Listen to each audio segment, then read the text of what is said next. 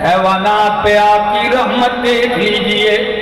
حافظ آباد والوں احمد جمشید خان ایک جملہ کہنا چاہتا ہے کہ میرے پاک پیغمبر کی احادیث میں 43 احادیث صرف حیوانوں کے حقوق کے بارے میں ہیں. کتنے ارشادات آپ کے؟ 43 ارشادات. اور آپ کا ایک ایک ارشاد جو ہے وہ علوم کا سمندر ہوتا ہے، اس لیے کہ اللہ نے آپ کو جوامع الکلم سے نوازا ہے. 43 احادیث صحیحین کی حدیث میں آتا ہے آپ صلی اللہ علیہ وسلم ایک بار سے گزرنے لگے، ایک اونٹ نے آپ پہ نظر ڈالی تو بڑبڑانے لگا، آواز دینے لگا. میرے پاک پیغمبر صلی اللہ علیہ وسلم اس اونٹ کے پاس جب پہنچتے ہیں اسے قریب کرتے ہیں، وہ کچھ کہنے لگا.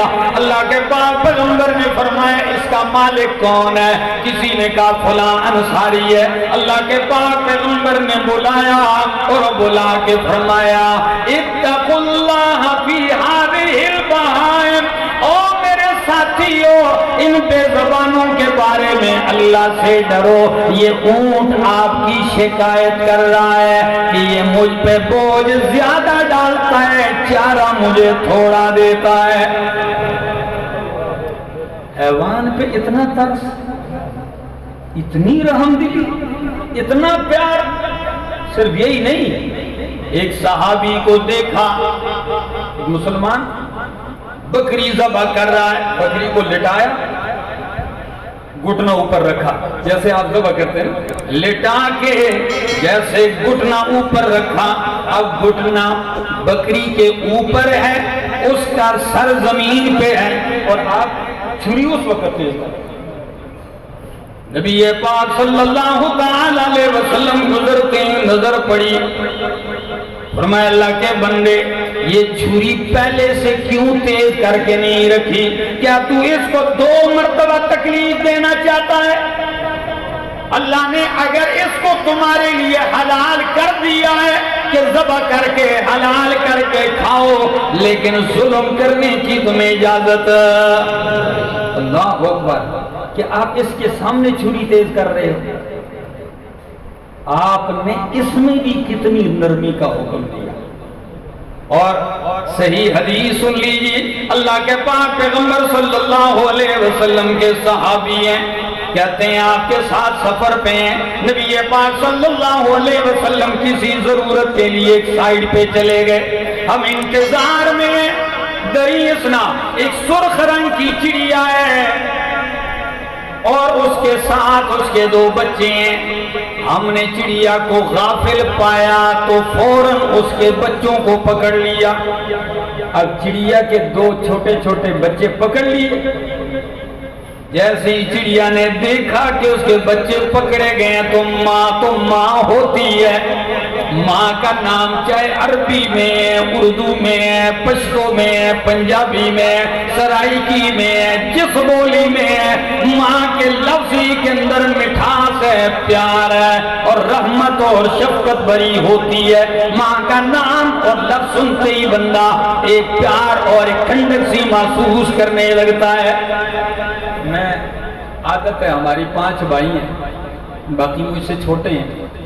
کبھی کبھی گھر جاتا ہوں، تھکاوٹ ہوتی ہے، 2-3 دن پروگراموں میں ایسے گزر جاتے ہیں، تو گھر جاتا ہوں تو امی جان سین میں بیٹھی ہوتی ہے.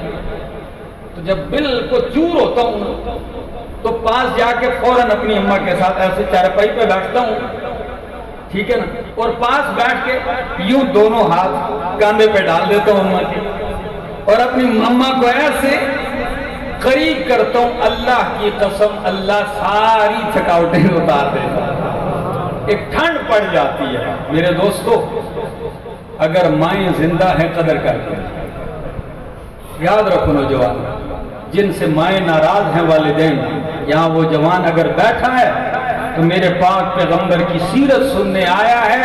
یہاں سے اٹھنے کے بعد سیدھا جا کے اپنی ماں کو اگر وہ راضی کر گیا تو احمد جمشید کی ساری تھکاوٹ اتر جائے گی، میرے آنے کا مقصد پورا ہو جائے گا.